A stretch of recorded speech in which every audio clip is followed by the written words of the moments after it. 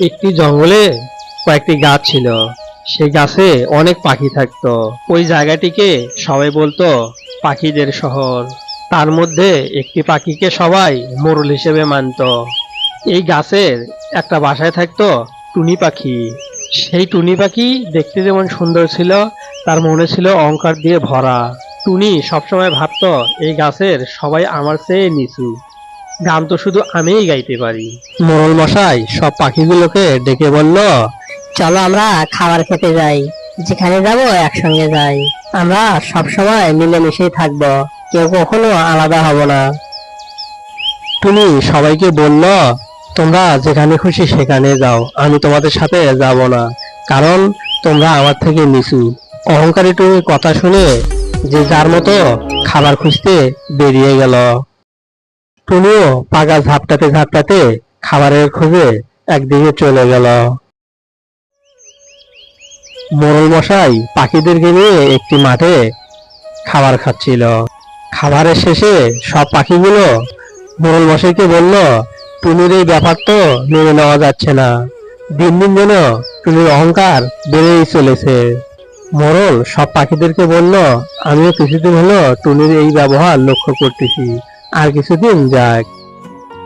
একটি জলাশয়ের ধারে বক, কাক ও আরো একটি পাখি খাবার খাচ্ছিল আর গান গাইতেছিল। একটু পরে টুনি পাগা ঝাপটাতে ঝাপটাতে আর গান গাইতে গাইতে সেখানে এসে পৌঁছিল।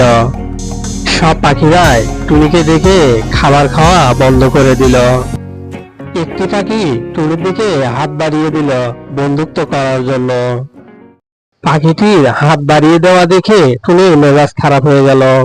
টুনি রাগ করে পাখিটিকে অনেক কথা বলল, তারপর সামনের দিকে এগিয়ে গেল মারার জন্য। টুনি খাবার না খেয়ে রাগ করে সেখান থেকে চলে গেল।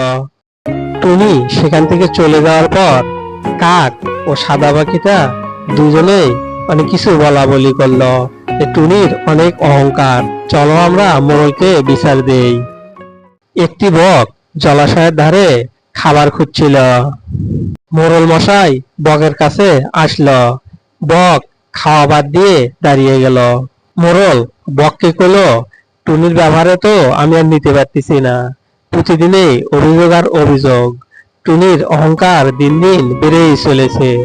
এমতো অবস্থায় কাক, সাদা পাখি সবাই আসলো মোড়লের কাছে। মোড়লকে টুনির ব্যবহারের কথা সব খুলে বলল। মোড়ল মশাই বলল, ঠিক আছে। পরের দিন মোড়ল মশাই সব পাখিদেরকে এক জায়গায় ডাকলো, ডেকে বলল, আমরা একটা মিলন মেলার আয়োজন করেছি, সেখানে গানের প্রতিযোগিতা থাকবে। আমি আশা করি সবাই সেখানে অংশগ্রহণ করবে আর একটি করে গান গাইবে। যার গান ভালো হবে তাকে পুরস্কার দেওয়া হবে। টুনি মনে মনে ভাবলো যে আমি তো সেরা হব। পরের দিন গানের আয়োজন করলো। মোড়ল সবাইকে ডেকে বলল, অনুষ্ঠান শুরু হয়ে গেছে, এক এক করে গান গাইতে থাকো। একে একে সবাই গান গাওয়া শুরু করলো। শেষে মোড়ল মশাই টুনিকে বলল, এবার তোমার পালা, তুমি স্টেজে এসে গান করো।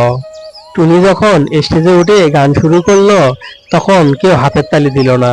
টুনি রেগে গিয়ে বলল, সবার বেলায় যদি হাতের তালি দাও তাহলে আমার বেলায় কি হলো? সবার থেকে আমার কণ্ঠ সেরা, আমি হাতের তালি পেলাম না। টুনি মনে মনে অনেক কষ্ট পাইল আর রাগ করে টুনি সেখান থেকে চলে গেল। তখন মোড়ল মশাই সবাইকে বলল, টুনির একটা উচিত শিক্ষা হয়েছে, এখন যদি বুঝতে পারে বুঝবে, আর যদি না বুঝতে পারে নাই। তবে আমরা কেউ টুনির সাথে কথা বলবো না এবং টুনির সাথে চলবো না। টুনি একদিন অসুস্থ হয়ে পড়ল। কেউ টুনির চিকিৎসা করলো না, টুনির কাছে গেলও না। টুনি তখন বুঝতে পারলো আমার অহংকার করা ঠিক হয়নি, সবার সাথে বন্ধুত্ব রাখা লাগবে। টুনি নিজের ভুল বুঝতে পারলো আর সবার সাথে বন্ধুত্ব কর। ছোট্ট বন্ধুরা, এরকম মজার গল্প পেতে চ্যানেলটিকে সাবস্ক্রাইব করো ও একটি করে লাইক করো।